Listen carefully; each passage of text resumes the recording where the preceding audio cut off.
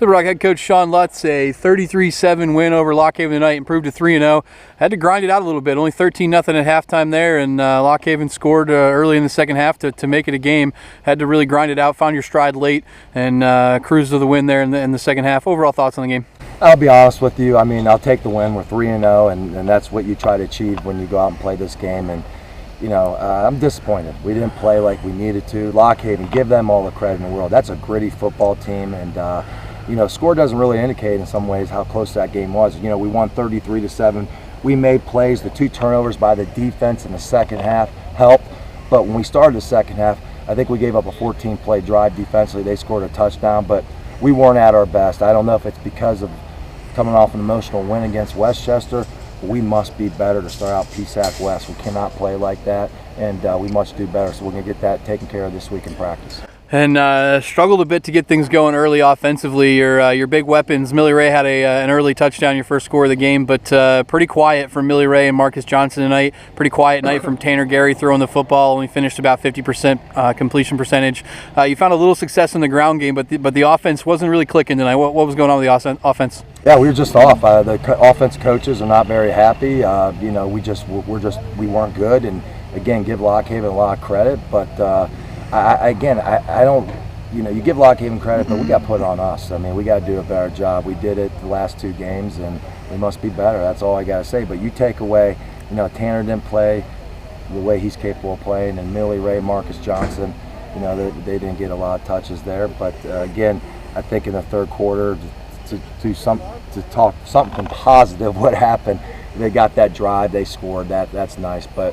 You know, we have big standards, and it's not good enough at all. And one positive on the offensive side tonight, you did have Isaiah Neely go for over 100 yards on the ground tonight, so you found a little success on the ground game that was lacking maybe the first 2 games. Talk about the running game and if that was the goal tonight to establish the run a little bit better. Yeah, it was. I think we started out running the football a little better. It was finally good to get a rusher over 100 yards. He got downhill, and we still miscommunicated some things that we weren't doing a good enough job of.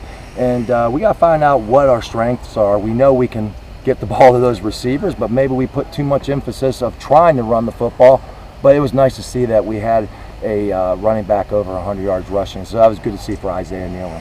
And defensively, the big story of the night on the defensive side of the ball is Marcus Martin breaks the all-time NCAA D2 records for both tackles for loss and sacks. Talk about Marcus's performance tonight. It's history. It's history. Of all Division II, it's history, and it's exciting. You know, sacks and TFLs, and that's why we presented a game ball, and it's just a credit to what he's all about as a student athlete, academic All-American, all the success he had. He was on the program night, you put him on. It was just a great night for Marcus Martin. He did it in the first half, and I feel like he still has some good accolades coming up. I think he's six sacks away maybe of being the all-time sack leader in all college football history. But what a great moment. We might never see stuff like this. It happened at Slippery Rock University, and I am happy for Marcus. And the rest of the defense, you're playing with a lot of young guys. You even got some other redshirt freshmen that started the first couple games out of the lineup tonight with some injuries. So a lot of freshmen on the defensive side of the ball all night long. They did hold Lock Haven only 7 points, but a lot of long sustained drives. Where does the defense go from here? We're just trying to get better each week, John. I mean, it was 7 points. They did drive. We're playing a lot of young guys, and it's been tough. It's been tough, and you know, I give them credit. They stepped up. We were a bend but not break defense. We let them drive, and we made stops at the right time, and we're just gonna get better. I mean, we've had some injuries, and hopefully we'll get a couple guys back this week. But you know, what can I say? We must limit teams to their possessions and do a little better job that way. But 7 points is still, I'll take that. That's improvement from the last 2 games. And 3-0 for the 4th consecutive year now to start the season, and now we really move into the meat of the schedule and PSAC West play. Doesn't get any easier. You got to go on the road to Erie, to Gannon next week, and then you get a top 10 team in California at home the next week. Doesn't get easier from there after that either. Where's the team's mentality heading to Gannon for a place that's notoriously difficult for Slippery Rock to play?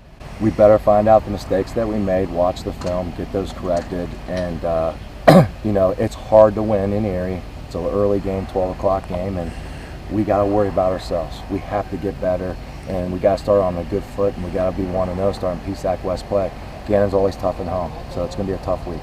Well, congratulations, Coach. Good win tonight. Hey, thank you. I appreciate it.